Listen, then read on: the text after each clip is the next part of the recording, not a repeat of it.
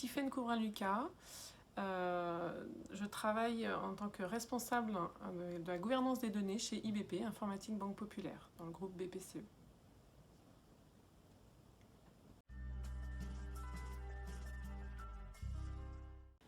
Donc, je travaille dans la tech effectivement, donc, par l'angle data, des données. J'ai toujours travaillé dans les données, dans le domaine des données, puisque j'ai commencé ma carrière dans une entreprise à Paris qui travaille dans les bases de données Oracle. Et puis après, de client en client, je suis arrivée il y a 14 ans de ça chez Informatique Banque Populaire, ici à Nantes. Et donc le domaine de la donnée, c'est quoi? C'est travailler sur autant le pilotage par les données, mais aussi par des usages comme le marketing. Et maintenant, on va aussi vers de la data science, de l'intelligence artificielle.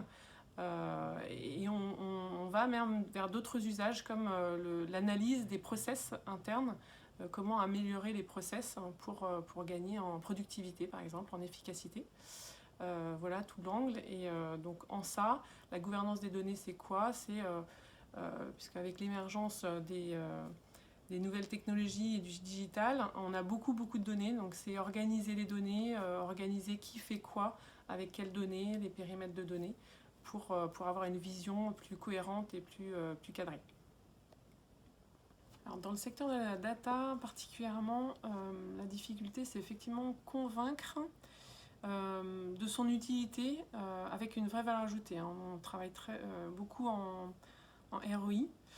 Et est-ce que c'est rentable d'investir justement sur des tableaux de bord, sur des algorithmes de prédiction vis-à-vis de, je sais pas, créer un poste de travail, un nouvel écran pour le chargé de clientèle dans le domaine bancaire par exemple. Voilà, c'est ça la difficulté, c'est de toujours prouver et de convaincre, bah oui, il faut créer des indicateurs de pilotage pour suivre un projet.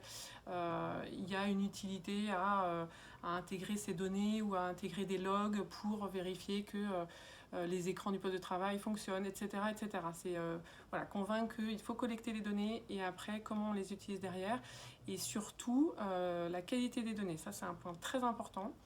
Parce qu'on pourra avoir n'importe quelle base de données. Si derrière la qualité des données n'y est pas, on aura du mal à développer des cas d'usage qui sont vraiment qui sortent du lot, qui sont vraiment utiles. Voilà.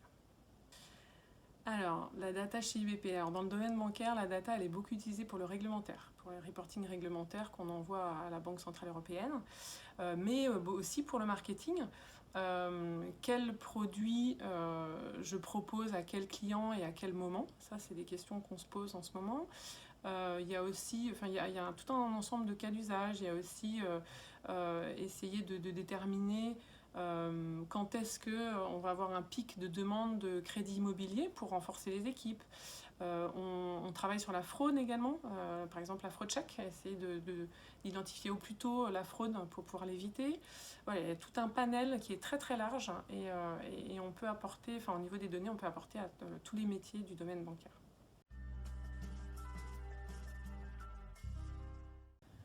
Alors, globalement, je trouve que confronter ses idées, c'est très riche.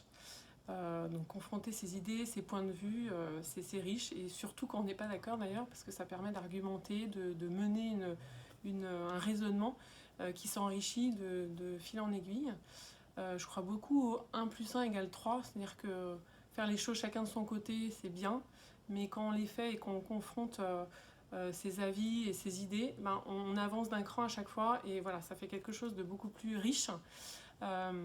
Et c'est comme l'agilité nous a appris à travailler plus ensemble, à partager, se synchroniser. C'est le même principe comme dans un projet, on réunit un architecte, un développeur, le métier, l'expert.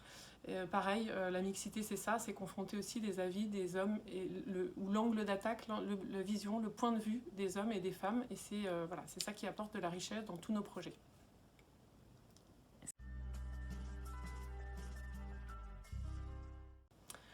Alors, j'aurais un conseil à donner aux femmes, c'est vous faire confiance.